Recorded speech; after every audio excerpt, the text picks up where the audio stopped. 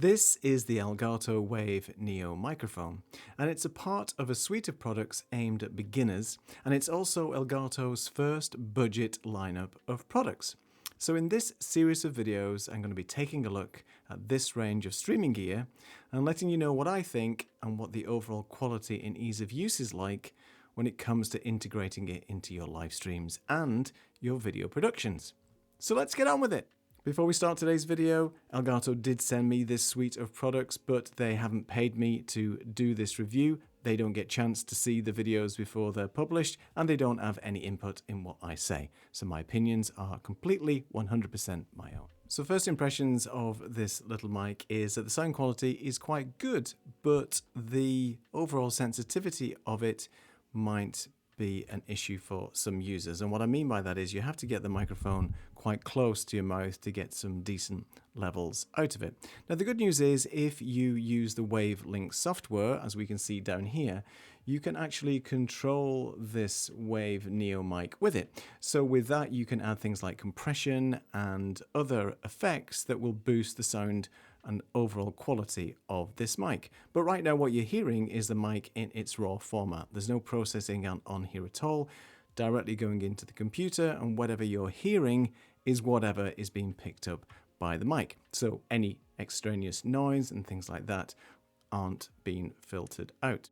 The overall build quality of this mic is a combination of plastic and metal.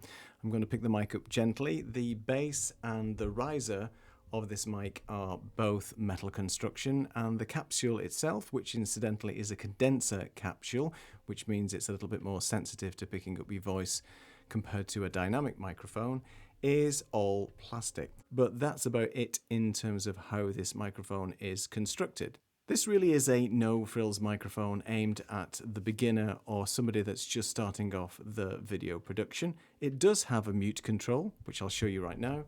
It's right here.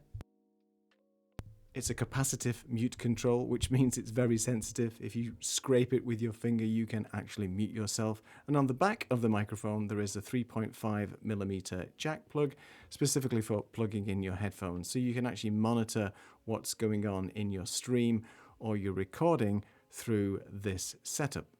As a mic, it is basically simply plug and play, and there's no frills with it whatsoever. It can plug into a Windows machine, a Mac, a PS5, read the specs online, you can see exactly all about it. But overall, for me, it's a great little microphone, and for a beginner who just wants to get decent sound out of the setup, obviously you can also use it for your Zoom, Microsoft Teams, Google Meet, whatever web conferencing software that you want to use. It's a great addition. It looks quite nice on the desk as well. It's very small, very sleek, and yeah, it's great. This microphone costs $89 and is part of Elgato's budget range. I'm not sure how budget it is.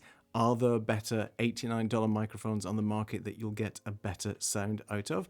Probably. I haven't tested all of them, but there are some that I have been playing with that do sound, I think, a little bit better than this. But for the money and the overall build quality and ease of use, it's a great little addition to your initial first streaming setup.